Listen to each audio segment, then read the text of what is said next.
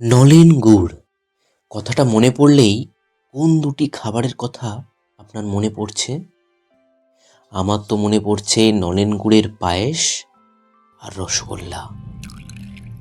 আজকের এই ভিডিওতে আপনারা দেখতে পাবেন কিভাবে খেজুরের রস থেকে খেজুরের গুড় বা নলেন গুড় তৈরি করা হয়। নলেন গুড় তৈরির পদ্ধতি জানার আগে চলুন আগে জেনে নিই নলেন গুড় আসলে কী।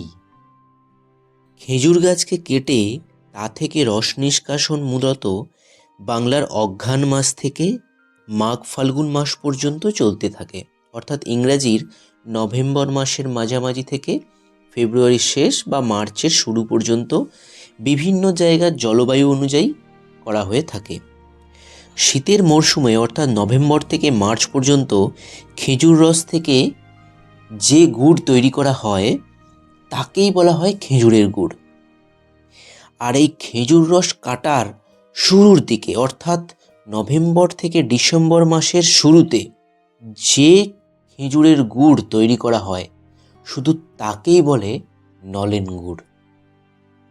তাই একটা কথা খুব প্রচলিত আছে, সব নলেন গুড়ই খেজুরের গুড়, কিন্তু সব খেজুরের গুড় নলেন গুড় নয়। অনেকেই বলে থাকেন নল দিয়েই রস নিষ্কাশন করা হয় বলে একে নলেন গুড় বলে, কিন্তু এই ধারণা সঠিক নয়, কারণ সব খেজুর রসই নল দিয়েই নিষ্কাশন করা হয়। প্রথম দিকের গুড় বা নলেন গুড় অনেকটা পাতলা ও হালকা সোনালি বা লালচে বর্ণের হয়। আর শীতের বাকি সময়ে যে খেজুরে গুড় পাওয়া যায় তা অনেকটা গাঢ় খয়েরি বা ব্রাউন বর্ণের হয়। আর নলেন গুড়ের স্বাদ ও গন্ধ অতুলনীয়। আর চাহিদার থেকে খুবই কম পরিমাণে পাওয়া যায় বলে সাধারণ খেজুরে গুড়ের তুলনায় নলেন গুড়ের দামও অনেকটাই বেশি।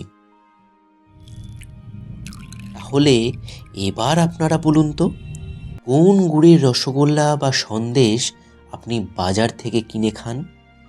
নলেন গুড় নাকি খেজুরের গুড়?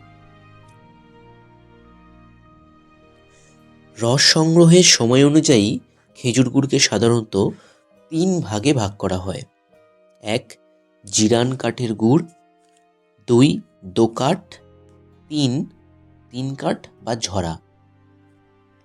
জিরান কাঠের গুড় যেটি প্রথম দিন গাছকে কাটা হয়, সেদিন যে রস পাওয়া যায় সেই সুস্বাদু রস থেকে তৈরি গুড়কে বলা হয় জিরান কাঠের গুড়।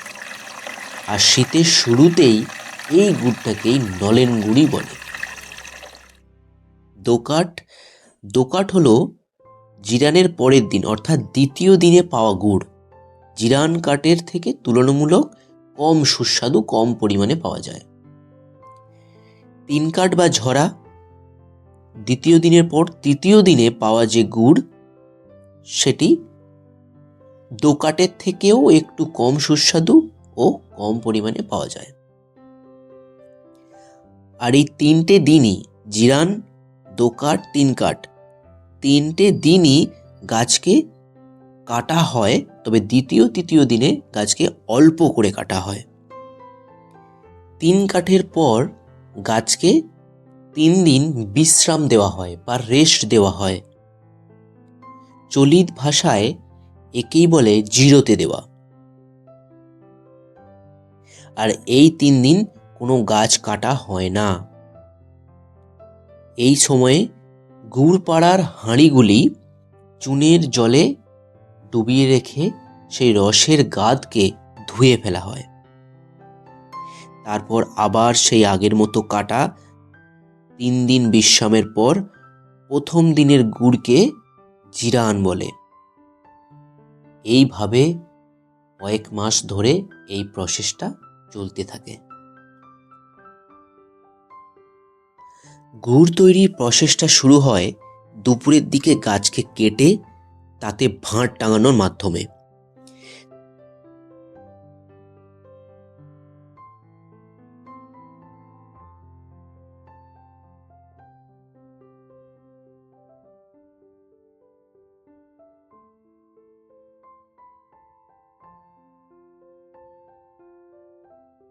তারপর বিকাল থেকে পরের দিন ভোর পর্যন্ত সেই ভাঁড়ে রস জমা হয়। তারপর রস যাতে অ্যালকোহলে পরিণত না হয় তার জন্য ভোরবেলা সূর্যের আলো ফোটার আগেই সেই রস নামিয়ে নিয়ে আসা হয়।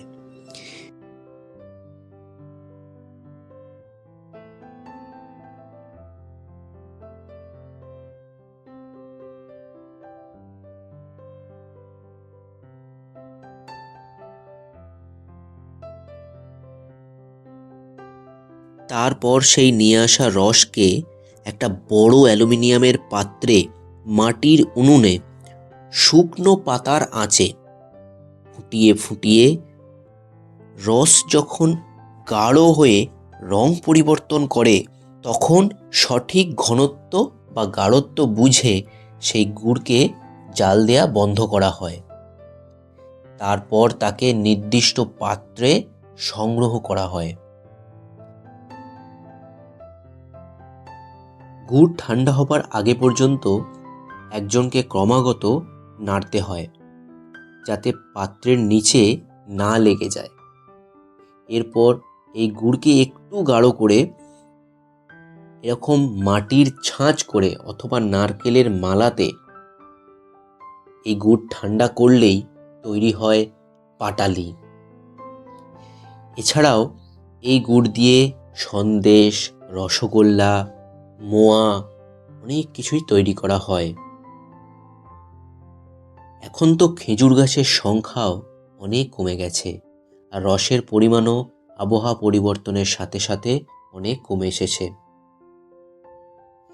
রাস্তার আশেপাশে যে সমস্ত মানুষদের খেজুর গুড় তৈরি করে বিক্রি করতে দেখেন তাদের বেশিরভাগই এই 4-5টি মাস বাড়ি থেকে দূরে এই ঠান্ডায় এরকম কাঁচা কুঁড়ে ঘর করে জায়গাটি ভাড়া নিয়ে থাকেন।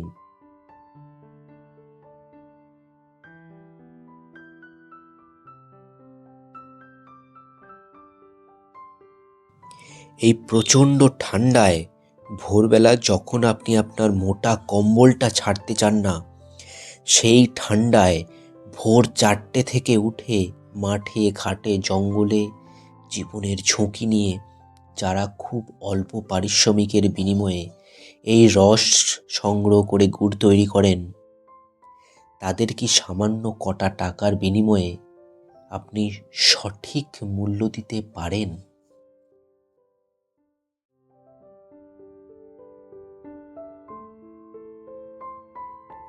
ভিডিওটি যদি ভালো লাগে লাইক করুন, সকলকে শেয়ার করে দিন।